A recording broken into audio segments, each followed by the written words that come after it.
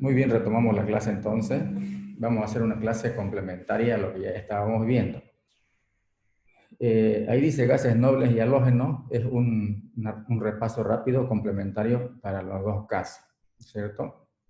Ya conocemos las características de los gases nobles, ¿no es cierto?, que tienen completo su octeto, 8 electrones en el último nivel de energía. ¿Y cuáles son esos elementos? Aquí están, ¿no es cierto?, en el extremo derecho de la tabla periódica de los elementos. Son estables así como son, en estas condiciones no son reactivos, no les sobra ni les falta electrones, tienen completo el último nivel de energía y todos los demás elementos químicos quieren ser como ellos. Y consiguen, todos los demás consiguen su estabilidad. ¿De qué manera? Reaccionando, ¿no es cierto? Combinándose entre ellos o combinándose con otros elementos. Muy bien. Las propiedades químicas, bueno, son propiedades generales que tenemos acá de estos no metales, ¿no? ¿No es cierto? Entonces eso ya es sencillo, eso ya se ha visto. Aquí, estos son los elementos a los cuales hacíamos mención, los gases nobles o los gases raros, ¿no es cierto? Aquí dice, vean ustedes, capa cerrada. ¿Qué quiere decir eso? Que tienen completo el último nivel de energía, cerrada, con 8 electrones, muy poco reactivo, a temperaturas arriba de 200 grados Celsius, o 100 o 200, manifiestan cierto grado de reactividad, ¿cierto? Eso es importante entonces recordar. Ven ustedes en otras épocas cuál era el uso que se le daba, por ejemplo, el tema de este tipo de naves. Actualmente, ¿no es cierto? Se utiliza helio para poder mantener estas naves en el aire y sobrevolando, ¿no? Pero en los primeros tiempos, en 1920, 1930, por esa época, utilizaban hidrógeno, estos dirigibles. Y como el hidrógeno es combustible, hubieron muchos accidentes, entonces ya no se utilizó hidrógeno, se utilizó helio. Pero actualmente es para efectos de investigación, no más este tipo de navegación aérea, ¿cierto? Aquí vemos las propiedades de estos elementos, los gases nobles a los cuales ya hemos hecho mención entonces. Y las aplicaciones, miren ustedes. Muy bien. ¿Dónde estamos? Ahora sí vamos a entrar a los halógenos, que es lo que nos interesa con prioridad. En una primera parte, en estas diapositivas, se ven las características que ya hemos visto. Vean ustedes, eso es lo que se va a estudiar o se va a repasar, ¿cierto? Aquí están los elementos, grupo número 7, 7 en romano y 17 en números ordinales, o sea, de orden. 7, quiere decir entonces este 7 que tiene en el último nivel de energía, tienen 7 electrones, ¿no? ¿Qué quiere decir halógeno? En griego, formadores de sal. Los elementos están aquí y en este sector están ubicados. Hablando de sus propiedades, existen como moléculas diatómicas que contienen enlaces covalentes, ¿cierto? La X significa halógeno y el subíndice 2. ¿Por qué? Porque una molécula está formada por 2 átomos, eso significa, ¿no? Y bueno, algunas características que ya hemos visto también. Altamente reactivo, el flúor y el cloro tienen bajo punto de ebullición, ¿cierto? Son muy reactivos, muy electronegativos. El flúor es el más electronegativo, no se olviden. Sabemos la valencia de todos estos elementos halógenos, sabemos de que el flúor se queda con su estado de oxidación -1, el flúor. Los demás tienen -1, 1, 3, 5 y 7. Aquí está, tienen 7 electrones en el último nivel de energía. Aquí están los estados de oxidación entonces. Muy bien, del -1 hasta 7. Este es un resumen de las características y vamos a ver ahora caso del flúor. Esto se lo voy a pasar, termino la clase y lo voy a pasar al grupo, a Classroom, para que ahí lo tengan, porque también esta es la clase de mañana del otro grupo. Entonces, el flúor existe en grandes cantidades en diferentes minerales, ¿ya? no son muchos. Vean, en este caso, en la fluorita o espatofluoro también, que es un fluoruro de calcio, es una sal, digamos, ¿no? Y de aquí, de este mineral, principalmente se lo obtiene el flúor. ¿Qué habrá que oxidarlo? ¿Con qué estado de oxidación está el flúor aquí? Aquí pongámosle atención a estas diapositivas, que son unas 6, creo, 7. Pongámosle atención. ¿El flúor con qué estado de oxidación está acá? -1. Está con -1, está en su mínimo estado. Y fíjense, hay entonces en diferentes lugares este mineral con -1. Quiere decir que ahí encontró estabilidad ese flúor en su estado -1. Y de ahí se lo obtiene por métodos diferentes. Y aquí un aspecto de este gas, fíjense, es un amarillo ligero, digamos, ¿no? O pálido. Y algunas aplicaciones en cuanto a su uso. Muy bien, entonces rescatamos de acá de que el flúor se encuentra en minerales como la fluorita, espatofluoro, fluoruro de calcio o fluorapatita también, diferentes nombres tiene. Entonces, si yo quiero obtenerlo, flúor solito, ¿qué debo hacer de este mineral? ¿Qué debo hacer? ¿Debo oxidarlo o debo reducirlo?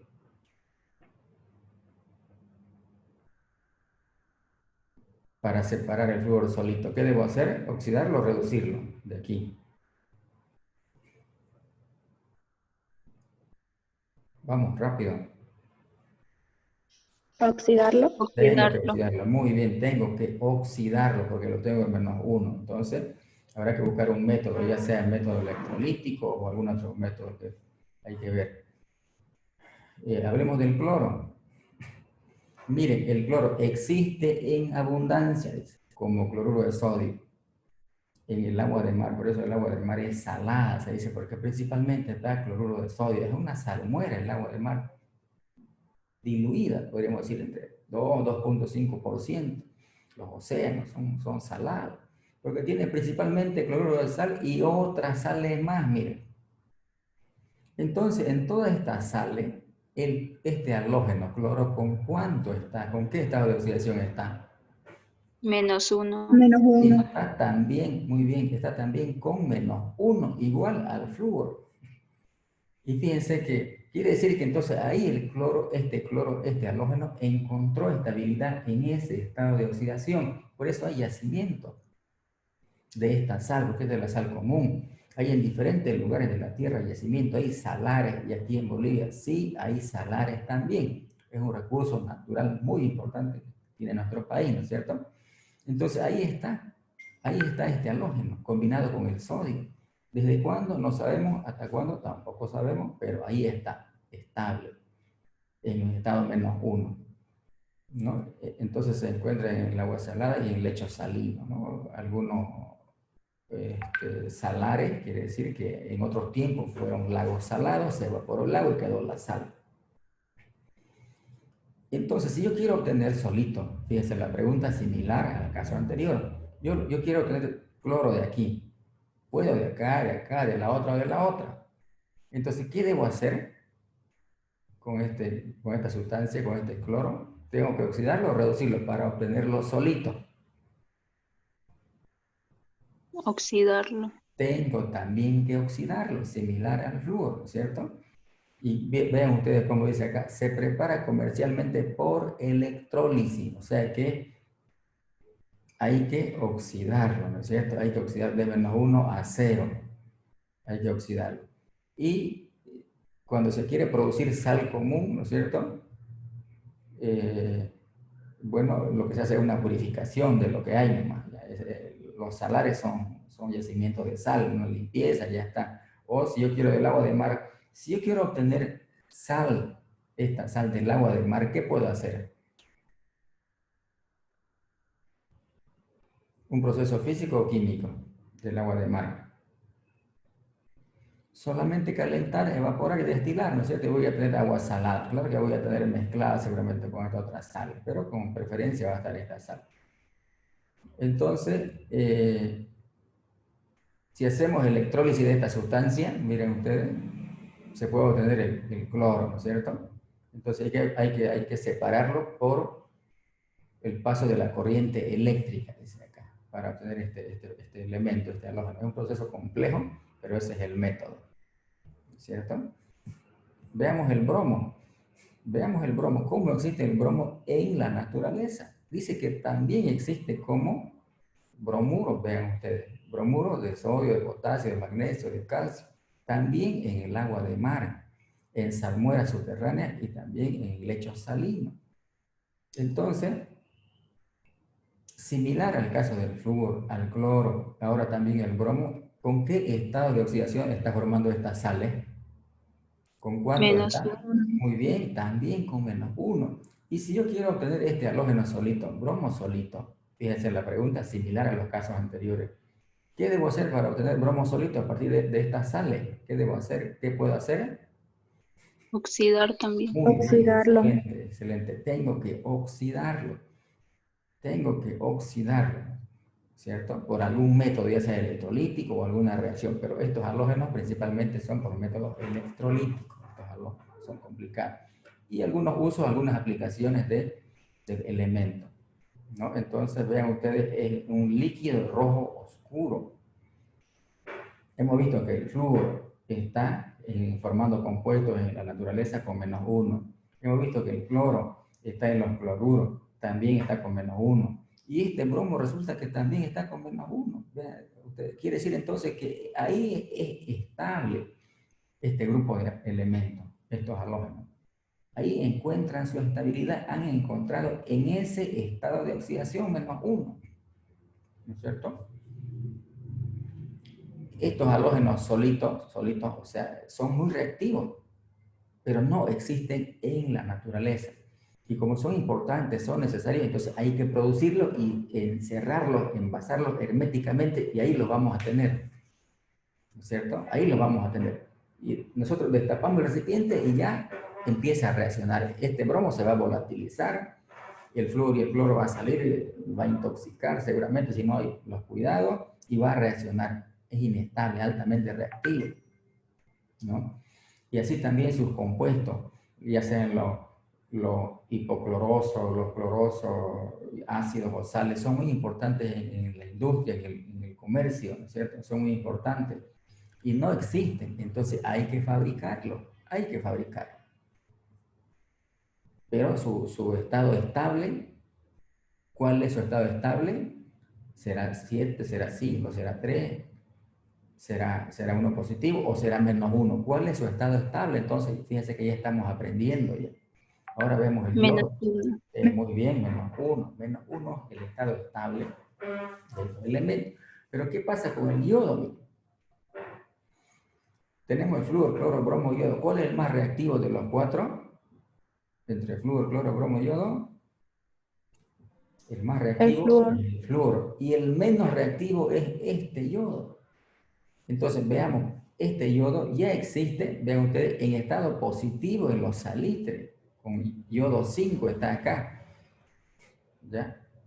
Está con yodo 5, pero también se lo puede obtener, se lo puede encontrar con -1, similar a los casos anteriores, pero también se lo puede encontrar como yodo 5. Entonces, todo lo que es los salitrales, lo que antes era de Bolivia, ese corredor grande, ese litoral, ahí hay hartos salitres, elevadas concentraciones de estas sales, por eso el nombre de salitres son salitrales, ¿no es cierto? Yodatos, nitratos, nitritos, pero estamos hablando ahora del yodo, entonces por eso mencionamos yodo 5 en este caso. Si yo quiero obtener yodo de esta sustancia, ¿qué debo hacer? Yodo solito quiero obtener de aquí. Reducirlo. Muy bien, tengo que reducirlo. De 5 a 0 tengo que reducirlo. Entonces, fíjense, esa es la química, ¿no es cierto? Esa es la química. Y alguna de sus aplicaciones por acá, y acá un aspecto, es un sólido cristalino color negro-violeta o azul oscuro, se puede decir. Entonces, muy importante lo que estamos viendo, ¿no es cierto? Cómo se encuentran estos halógenos en la naturaleza, en sus estados estables. Flúor, cloro, bromo, con -1, solamente con -1. Ya lo encontramos como su estado positivo, con un estado 5. ¿Por qué? Porque este es menos reactivo que los otros. Pero también puede encontrarse en las algas marinas como yoduro, ¿ya? Se lo puede encontrar. Pero es importante ver esa diferencia de que ya lo podemos encontrar en un estado positivo. Y este elemento, el astato, ya no vamos a hablar de este, es un elemento, el halógeno más pesado, es fabricado artificialmente de vida corta, ¿no? Cosas usuales, frecuentes, para efectos de nuestros estudios no es importante, en otros estudios especializados sí es importante, pero para nosotros no. Ya, son altamente reactivos, ¿no es cierto? Estos elementos son altamente reactivos. Ahí está, estas ecuaciones de desplazamiento, ¿no? El más oxidante desplaza al menos oxidante, eso quiere decir que ustedes recuerdan lo que hemos visto. El flúor, claro, aquí queremos decir que el flúor es el más reactivo, son las más vigorosas, dicen, ¿no es cierto? Oxida a otras especies, a su estado de oxidación, oxida a otras especies. Y vean ustedes, el yodo habitualmente no oxida a otras. ¿Por qué? Porque este flúor es más reactivo, ¿no es cierto? Y este es el menos reactivo. Entonces esto es muy importante que vamos grabándonos. Aquí hay reacciones genéricas de los halógenos libres, ¿no es cierto? Vean ustedes como un halógeno con un metal forma la sal metálica, quiere decir, el halógeno desplaza a otro halógeno. Entre halógenos se pueden combinar, quiere decir, ¿cierto? Aquí el halógeno con el hidrógeno, halogenuro, ¿no es cierto? Con fósforo, vean ustedes el halógeno con fósforo, cómo reacciona con fósforo 3, con fósforo 5, el halógeno con azufre -2, ¿no? Es interesante entonces este tipo de reacciones. Muy bien. Y ahora hablemos de si fuera flúor, sería fluoruro de hidrógeno. Si fuera cloro, cloruro de hidrógeno. Eso se refiere a haluros de hidrógeno, ¿cierto? Todos los haluros de hidrógeno reaccionan con agua para formar ácido anhídrico, ¿cierto? Estas reacciones puede ser ácido clorhídrico, cómo se hidroliza en la especie ácida, ¿no es cierto? Y la parte aniónica. Si fuera esto ácido clorhídrico, entonces va a ser ion hidrónio más cloruro, va a ser acá. Y el tema de los halógenos reaccionan exotérmicamente con otros para formar varios compuestos. Y son reacciones que habíamos visto con sus diferentes estados de oxidación. Con sus estados de oxidación. Vean ustedes, algunas reacciones son muy violentas, muy rápidas. Hemos visto ese tipo de reacciones, ¿no es cierto? Cuando hay explosión, quiere decir que hay una reacción altamente rápida, muy violenta. Óxidos y oxoácidos, quiere decir ácidos que tienen oxígeno, ¿no es cierto? Los halógenos forman varios óxidos que son agentes oxidantes poderosos y ácidos en agua. O sea, esos óxidos no metálicos más el agua se forman, quiere decir ácido, ¿no? Muy bien. Entonces aquí tenemos, puede ser cloro más agua, eso quiere decir. Cloro más agua, bromo más agua, y ya la hemos visto estas reacciones, ¿no? Nos da un ácido muy fuerte y un ácido muy débil, ¿no? Entonces aquí este halógeno cambia a dos estados de oxidación diferentes. ¿De 0 a cuánto cambia? A -1, y de 0 cambia también a +1. Entonces cambia a un estado inferior y a un estado superior. A eso se llama dismutación con D de dedo. Ya eso tienen que anotarlo si disputan por ahí. Esta es una reacción de dismutación, esta de acá. ¿Por qué? Porque está cambiando a dos valores. Dismuta, mutar es cambiar, dismutar. ¿Cierto? Eso ocurre.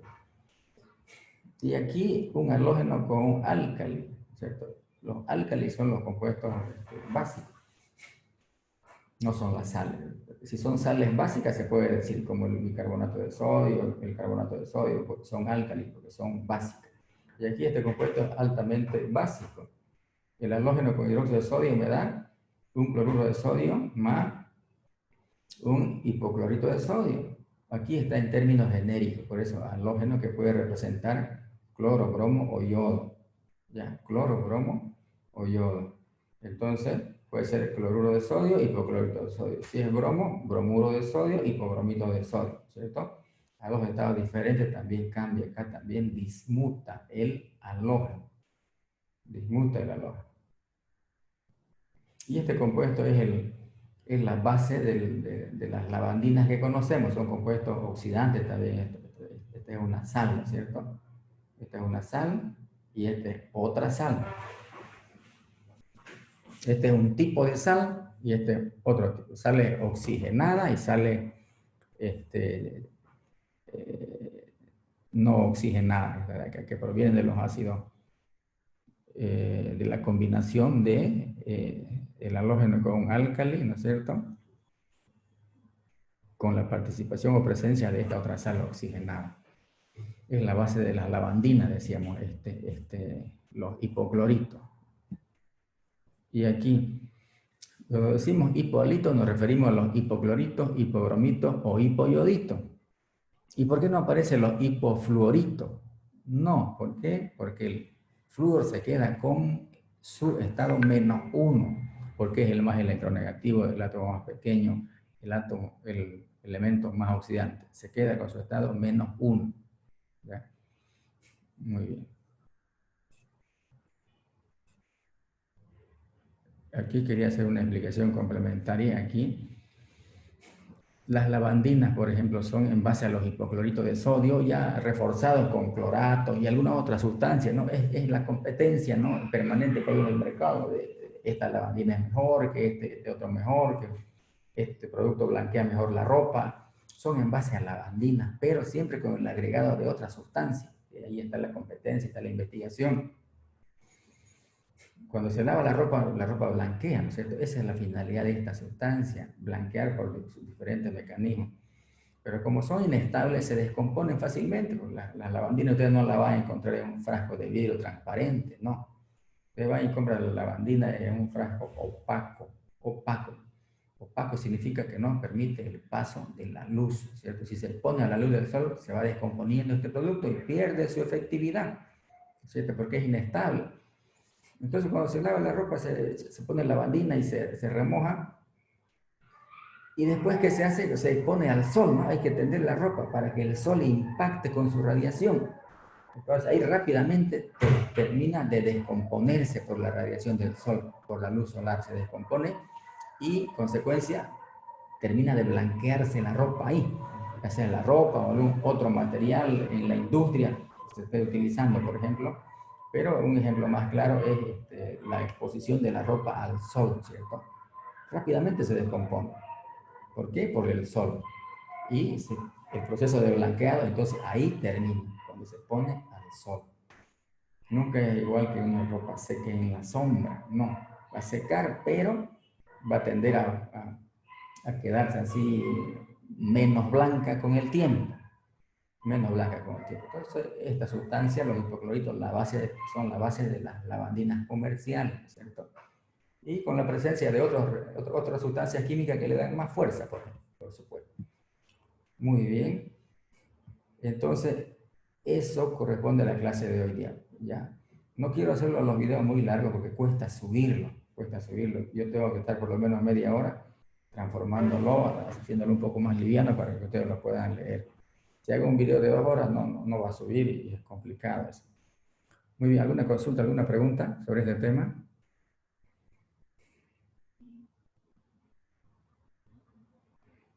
No, ingeniero. Ya, si no hay, entonces